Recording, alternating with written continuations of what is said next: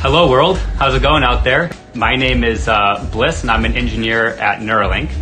And I'd like to introduce you to the first ever user of the Neuralink device. And I think you're my only telekinetic friend that I have. Yeah, I think so. Not many more of those out there. You want to introduce yourself? Yeah, my name's Nolan Arbaugh. I'm 29 years old. About 8 years ago, I was in kind of a freak diving accident and dislocated my C4, C5. So I'm a complete quadriplegic. So I'm paralyzed from below the shoulders. I have no sensation or movement below my level of injury, so below my shoulders. Yeah, that about covers it, right? Do you want to introduce some of your dogs here? Let me flip Yeah, the camera so you guys absolutely. can see. You got dogs all over the place. Yeah, that's Montana. The one walking by is Grace. Gracie! Gracie, come here. Hi, Grace. How's it going, Gracie? Yeah. All right. This is what people did for Yeah, they just here for the dogs. All right, yeah, so while he's been introducing himself, let me just flip the camera on so you can see what Nolan's been doing. Yeah. Let me come over here. Do you want to explain a little bit what's going on here?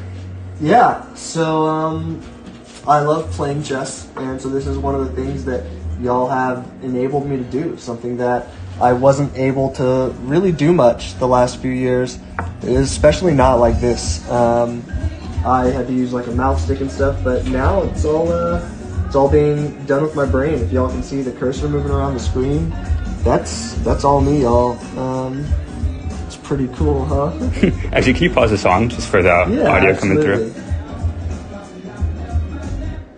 And that was also done with your brain? Yep. It's all brain power up there.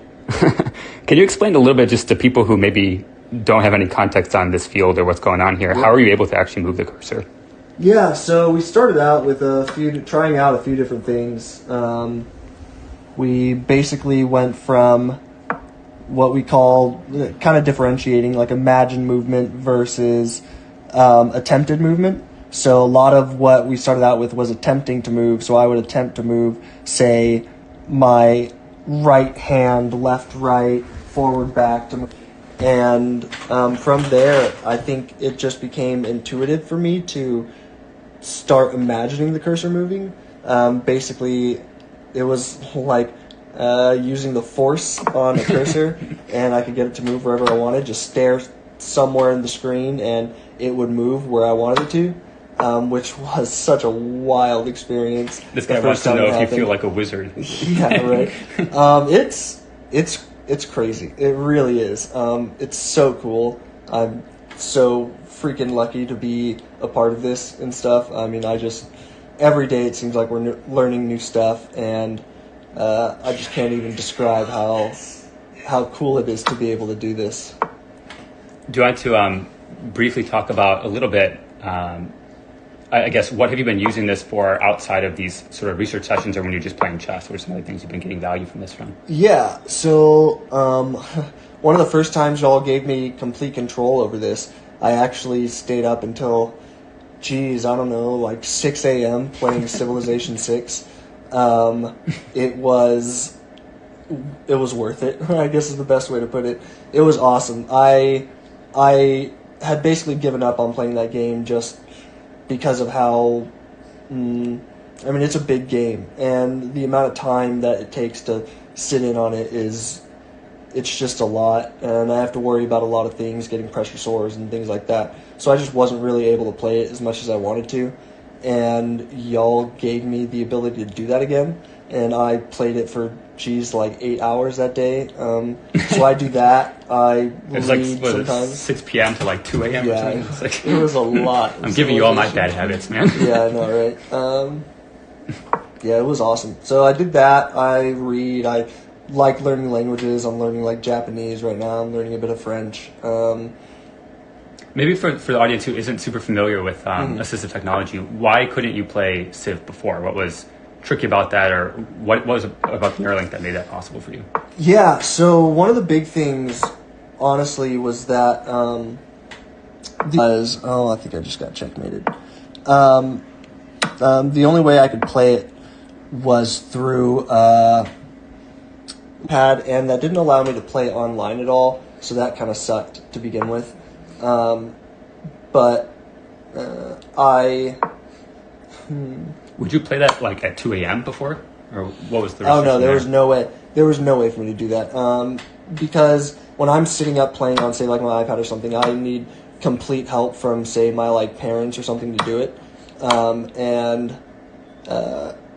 I just didn't have that capability to like keep them up all night. That's just not something I would ever want to do. So basically, I would have to go down and everyone went to bed in my house, my brother, my parents, something like that. And then on top of that, I can only play for a few hours at a time because, you know, I have to worry about pressure sores and stuff. I have to be readjusted. I have to do weight shifts, things like that. Just things that come with being a quadriplegic and stuff. So it just wasn't really feasible for me to, like, say, play a full game or anything. And now I can literally just lie in bed and play to my heart's content. Honestly, the biggest restriction at this point was like having to wait for the implant to charge once I used all of it. So play for 8 hours, have to get off and let it charge for a while, and then hopefully be able to play some more. But it's been awesome. It's been so cool, and I'm kicking ass too. So in this chess game too. It's well, I don't know if I'm gonna win this chess game, but we'll see. And then maybe just one final question. Your mom was showing me a bunch of pictures of you in different Halloween costumes over the years. It's something that you go nuts on. So now that you have like actual, you know, force control over stuff, I guess that opens up the possibility space there a bit. What are you thinking to dress up as this year? I mean, something my friends and I have been wanting to do for a while. I think I'm going to be Professor X. I think that's pretty fitting. Not only because he's in a wheelchair, and I think that just obviously fits perfectly, but now I'm actually a telekinetic, basically. Yeah, and so it's going to be cool. It's going to be real cool. My friends and I are really excited You're going to about freak it. people out when you say trick or treat. I know, right? Okay, I think that's it for today. Anything else you wanted to add before signing off? We got more work to do. A lot to learn about the brain here. Yeah, I mean, it's not perfect. I would say that we have run into some issues. I don't want people to think that it is, like, this is the end of the journey. There's still a lot of work to be done. But it has already changed my life, and I think that people who are thinking about, saying, applying for the human trials or are thinking about, you know, finding some way to help out with this, to, you know, do your part. And that's the reason I got into it, was because I just wanted to help. I wanted to be a part of something that I feel like is going to change the world. I think, like, there's nothing to be afraid of with that. The surgery was super easy. I literally was released from the hospital a day later. I have no, like, cognitive impairments. Well, I guess none that were caused by the surgery. I beat you in chess like once, so you know. Yeah. I do have a pretty good record in chess right now. As far as just like, yeah, but yeah, I just think that it's really awesome, and I want to thank Neuralink for doing this, for working hard every day to make this, you know, a reality. I think that they are going to change the world, be a part of it. So thanks, guys, and I'm looking forward to releasing some of this on. Yeah, so I guess we're going to end here, but yeah, we're going to plan to release more in the coming days, so if you want